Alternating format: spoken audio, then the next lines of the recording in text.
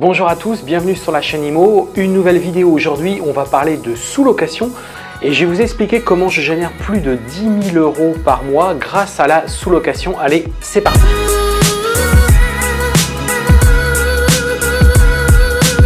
Alors dans cette vidéo, on va parler donc de sous-location. C'est un sujet où je rencontre beaucoup de questions, beaucoup de personnes me contactent en me posant pas mal de questions puisque j'ai pu faire quelques allusions et j'ai pu faire quelques vidéos déjà par rapport à ça.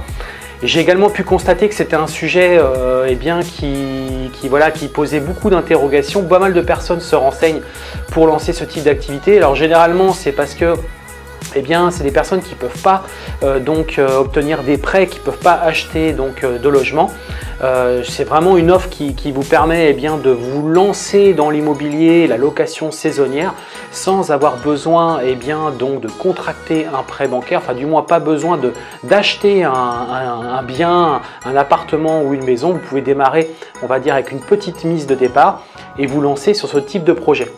Alors quand j'ai vu l'intérêt que suscitait ce type d'activité, je me suis dit que je vais vous expliquer un petit peu mon histoire et je vais vous expliquer comment moi je génère plus de 10 000 € par mois en automatique ou presque finalement, puisque comme vous le savez, la location saisonnière, la location courte durée, ça nécessite quand même du personnel, ça nécessite du temps parce qu'il faut répondre donc à vos voyageurs, il faut organiser les nettoyages, il faut organiser les check-in. Donc j'en parle beaucoup sur mon site internet, donc locationcourtedurée.fr, et puis également à travers cette chaîne YouTube. Mais ce que je vous explique en fait au quotidien, c'est que si tout simplement vous êtes bien organisé, vous avez bien optimisé tous les postes, aujourd'hui c'est une activité qui peut pratiquement fonctionner toute seule. Vous êtes plutôt là en mode de supervision en cas de problème. Alors moi je me garde quand même la partie contact avec mes voyageurs, mais vous allez voir que c'est une partie qui me prend, on va dire, entre 1 heure, grand maximum 2 heures par jour. Donc on va dire que c'est vraiment une activité sur laquelle j'ai pas trop besoin d'intervenir. Parfois il y a des journées où j'ai pas de check-in, notamment bien là c'est vraiment des journées où j'ai très peu de choses à faire, puisque comme je peux vous l'expliquer, même si les check-in c'est bien de les faire on va dire en self-check-in, c'est-à-dire que vous n'avez pas besoin d'être physiquement sur place, il faut quand même avoir un suivi et accompagner votre voyageur jusqu'à l'étape où il récupère les clés et jusqu'à l'étape où il fait son check-in dans votre logement, puisque là il y a quelques questions qui peuvent arriver, notamment comment accéder à l'internet avec le Wi-Fi, même si vous l'avez indiqué sur votre listing ou si vous l'avez indiqué à travers un guide d'accueil. Le fait est que c'est des questions qui reviennent régulièrement. Également aussi comment rejoindre votre logement, même si vous avez tout expliqué, il arrive parfois que vos voyageurs ont un petit peu de mal à trouver votre logement. Donc moi c'est toute cette partie-là sur laquelle je les assiste et c'est toute cette partie-là sur laquelle réellement je travaille. En plus après effectivement de tout ce qui est gestion des prix chaque mois, puisque comme vous le savez, il y a de la saisonnabilité, peu importe où vous habitez, il y a forcément des périodes de l'année où il y a besoin d'optimiser le prix, de retoucher le prix pour aller chercher toujours un maximum de réservations. Alors moi je vous explique, du coup moi j'ai lancé cette activité, alors pas en France, une activité que je fais aujourd'hui en Thaïlande et plus particulièrement sur la ville de Bangkok. Donc c'est une ville où j'ai 5 logements, j'ai 5 maisons qui font chacune 4 chambres, 4 chambres. Donc en gros, moi je me suis placé sur une niche puisque beaucoup de listings sont orientés plutôt sur des 1 chambre, maximum 2 chambres, voire des studios. Moi je me suis dit que je vais plutôt mettre sur une niche qui est plutôt sur des maisons type villa, grande maison, sur lesquels moi je vais plutôt recevoir soit des familles ou soit des groupes de personnes. Donc j'accepte jusqu'à, en fonction des logements, entre 10 et 12 personnes, et donc je me suis placé plutôt sur cette niche. Donc qu'est-ce qui se passe? Tout simplement ce que j'ai fait, c'est que j'ai cherché en fait des propriétaires qui étaient ouverts à ce type d'activité, c'est-à-dire que je leur ai expliqué ce que moi j'allais faire exactement dans leur logement, en leur garantissant un loyer, en leur garantissant que j'allais prendre soin de leur logement, notamment parce que vous allez envoyer et parce que j'envoie des femmes de ménage, on va dire tous les 3-4 jours dans le logement. Donc c'est le moment où justement on remet le logement en parfait état, prêt à recevoir les prochains voyageurs. Et puis c'est surtout le moment où on repère tous les petits problèmes qu'on peut déceler dans le logement et qu'on peut donc automatiquement et directement réparer. Ce qui n'est pas le cas sur une location plus traditionnelle, puisque quand vous avez un locataire, si vous êtes un propriétaire et que vous avez un locataire qui reste 1 an voire plus, Le souci parfois qu'il y a, c'est qu'au moment donc de la remise des clés, lorsque votre locataire quitte le logement, eh bien c'est là où vous pouvez découvrir des choses qui ne sont pas forcément donc acceptables et qui ne vont pas forcément couvrir, que la caution ne va pas forcément couvrir. Moi, je discute avec pas mal d'investisseurs, pas mal de propriétaires, et notamment, récemment, j'ai un propriétaire qui me disait qu'il a retrouvé son logement totalement insalubre, puisqu'il y avait des chiens qui venaient régulièrement, il y a eu donc des insectes qui se sont développés dans ce logement. Le logement, il a fallu totalement le refaire. Il a fallu faire venir une entreprise pour enlever tous ces insectes qui étaient dans ce logement. Il y avait des punaises. Enfin bref, c'était vraiment insalubre parce que le locataire, quand il est parti, il a laissé le logement en l'état. Et bien entendu, la caution n'a pas réussi à couvrir tous les frais qui ont pu être engagés. Donc justement, un des intérêts de la sous-location, c'est justement de bien indiquer au propriétaire que vous allez prendre soin du logement, puisque vu que vous en faites une activité et que vous recevez des voyageurs régulièrement, il faut que le logement soit en parfait état pour accueillir le voyageur, puisque c'est vraiment votre cœur de business. Et que donc, grâce à ça, vous pouvez lui garantir que le logement sera respecté et que, au contraire, vous serez vraiment au petit soin par rapport à son logement. Donc, en parallèle de ça, donc vous lui garantissez également que les loyers seront garantis. Et donc du coup, j'ai réussi à convaincre des propriétaires. Donc aujourd'hui, j'ai 5 villas sur lesquelles je génère en moyenne à peu près 10 000 euros par mois. Donc c'est quelque chose, c'est quand même relativement agréable.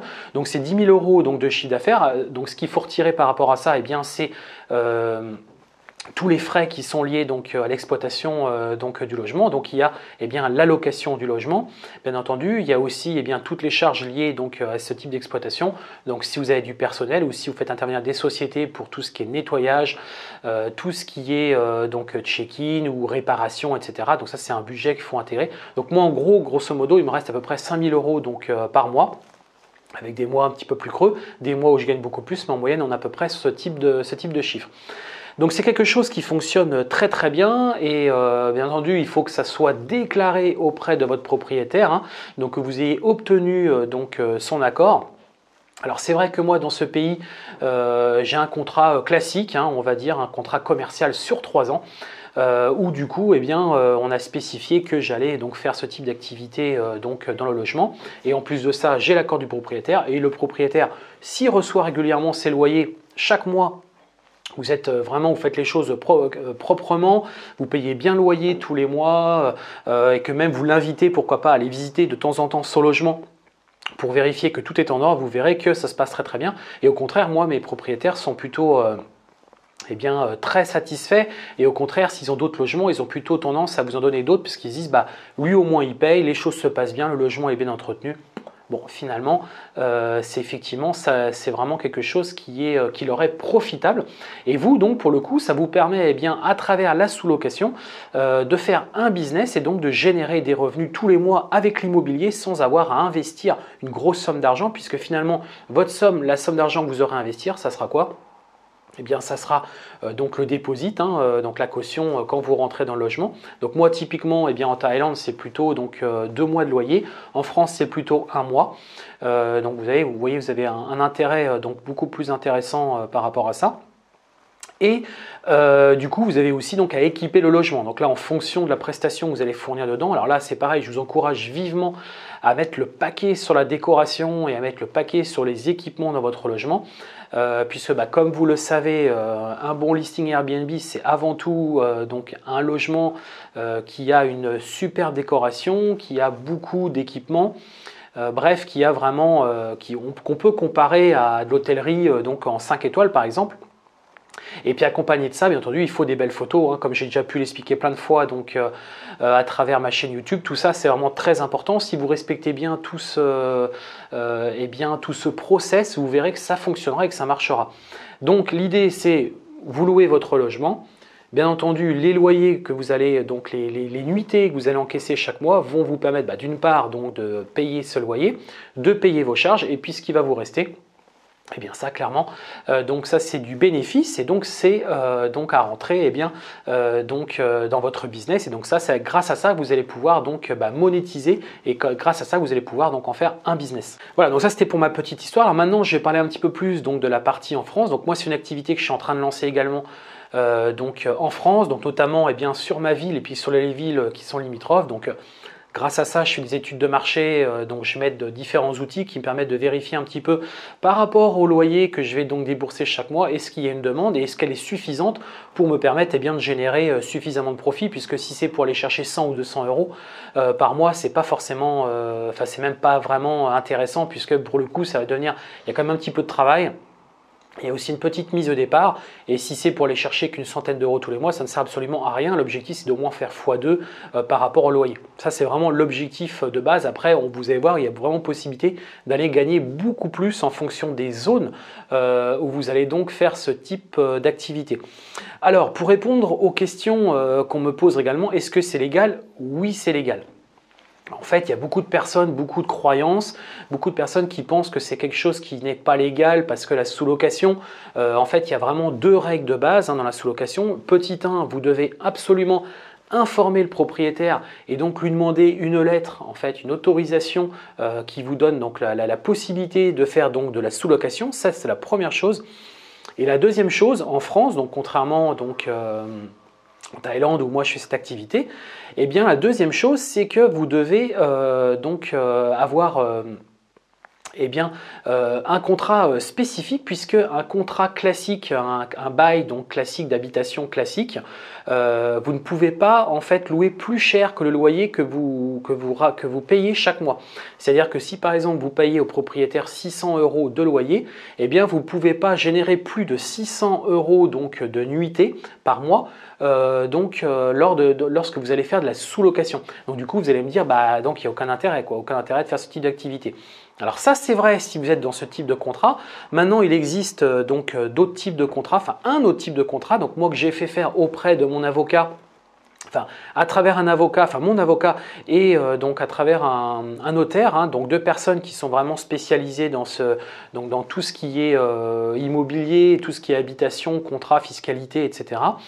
Et donc eux m'ont fait un contrat vraiment spécifique qui me permet pour le coup de ne pas être contraint par cette règle qui est donc de respecter, de ne pas dépasser le montant donc, du loyer que vous payez chaque mois. Donc pour le coup, vous pouvez vraiment faire une activité commerciale et donc gagner de l'argent et donc faire un business par rapport à ça. Donc ça c'est vraiment très important, vous devez vraiment avoir un contrat bien ficelé par rapport à ça, puisque encore une fois, un contrat classique ne fonctionnera pas et vous ne pourrez pas, et ça ne sera pas légal de faire ce type d'activité. Donc faites très attention à ça. Il y a eu beaucoup de sanctions, beaucoup d'articles que j'ai pu voir, notamment sur Paris, des personnes qui font de la sous-location. Alors il y en a plus certains qui font de la sous-location sans prévenir le propriétaire.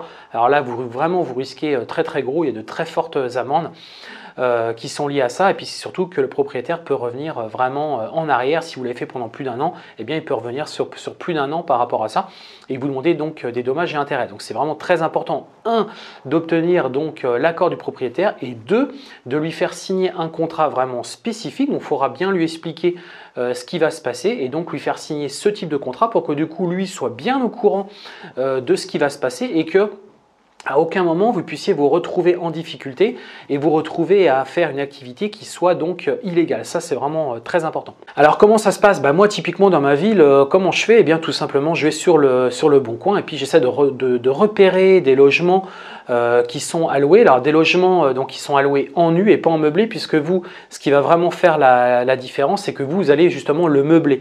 C'est-à-dire que vous allez mettre, vous allez meubler donc au sens où vous allez faire vraiment quelque chose de professionnel, quelque chose de très qualitatif, avec du beau matériel, un bel équipement. Donc ça c'est pareil, c'est des arguments que vous pouvez dire au propriétaire, que vous allez totalement l'équiper et en faire vraiment un très bel appartement. Pour le propriétaire c'est très rassurant parce qu'il se dit, lui il met le paquet, il va faire quelque chose de propre et tout. Donc sous-entendu, il va aller chercher donc des locataires plutôt plutôt des gens respectueux, donc qui cherchent de la qualité parce qu'ils se doutent bien que derrière vous allez donc mettre un prix à la nuitée relativement fort et que donc derrière vous allez faire une forme de sélection donc des personnes que vous allez recevoir dans le logement. Donc lui, dans sa tête, il va se dire ok, il met le paquet dans l'immobilier, il va faire quelque chose de vraiment très qualitatif, de très luxueux. Donc pour lui, c'est très rassurant en fait, d'orienter donc l'agencement donc du logement avec donc des matériaux vraiment très luxueux. Donc du coup, vous repérez des logements donc, qui sont nus, qui ne sont absolument pas emmeublés. Et bien entendu, il faut repérer des logements où il y a le moins on va dire, de travaux. Enfin, il faut qu'il n'y ait absolument pas de travaux à faire. Il faut que vous, votre mission, ça soit vous prenez le logement, vous l'aménagez, vous l'équipez, vous mettez ça vraiment nickel pour qu'il soit totalement meublé et vous démarrez l'activité. Vous, si vous devez commencer déjà à repeindre les murs ou refaire des choses, ce n'est pas votre appartement. Donc déjà, il faudra obtenir les autorisations du propriétaire. Puis c'est surtout que vous allez voir, vous êtes obligé d'investir donc de l'argent supplémentaire que vous n'allez pas retrouver derrière, puisque le jour où vous serez amené donc à quitter le logement, eh bien c'est quelque chose qui sera totalement perdu. Donc vous, le seul investissement doit consister uniquement donc dans tout ce qui est équipement, tout ce qui est donc immobilier, mobilier, pardon. Puisque si un jour vous deviez quitter le logement parce que c'est la fin du bail, c'est la fin du contrat que vous aurez signé avec votre propriétaire, ou que le propriétaire tout simplement veut vendre son logement et qu'il souhaite le donner, le louer à quelqu'un d'autre, eh bien c'est très facile de récupérer donc ce que vous avez investi, donc tout votre matériel, et puis du coup de retrouver un autre logement et de le replacer à un autre endroit. Donc effectivement, c'est une mise de départ, c'est un investissement dans le mobilier. Donc en fonction de ce que vous allez pouvoir mettre, on est dans une fourchette aux alentours de 4 000 à 5 000 euros donc, par logement. Alors après, tout dépend, si c'est un studio, ça peut être nettement moins. Mais si on est sur des logements, moi par exemple, je cherche des logements aux alentours des 2 chambres. Donc là, on est plutôt sur un budget entre 4 000 et 5 000 euros. Ça peut même être plus en fonction de ce que vous allez mettre. Est-ce qu'il y aura des équipements électroniques? Donc notamment, il faut mettre par exemple des téléécrans plats, des choses qui font du tape à l'œil. Encore une fois, accompagné de belles photos, vous allez voir que c'est quelque chose qui fonctionnera. Et bien entendu, il ne faut pas démarrer comme ça sur un coup de tête. Il faut aussi analyser votre marché, analyser votre ville. Moi, je démarre par ma ville pour le côté proximité parce que je suis vraiment sur place et que j'ai une personne que j'ai trouvée qui va pouvoir s'en occuper. Mais très vite, je vais ensuite me lancer sur toutes les villes qui sont avoisinantes donc à mon logement. Et puis, une fois que tout ça sera bien huilé et que fonctionnera plutôt bien, je verrai pour ensuite aller sur d'autres villes, peut-être beaucoup plus loin que celles qui sont dans un périmètre proche de là où je réside actuellement. Voilà donc pour cette vidéo dans la sous-location. Je vais en faire d'autres par la suite, je vais aller beaucoup plus loin. Donc je vous invite à vous abonner donc, à ma chaîne, la chaîne IMO. Donc une chaîne où on est 2 intervenants, il y a donc Maël et moi-même, où on publie des vidéos autour de la location courte durée et la location saisonnière. Et puis également, on va parler de sujets donc de la division, de la résidence principale, puisque ça, c'est des sujets que maîtrise plutôt très bien donc Maël. Donc je vous invite à laisser un gros pouce bleu si vous avez aimé cette vidéo.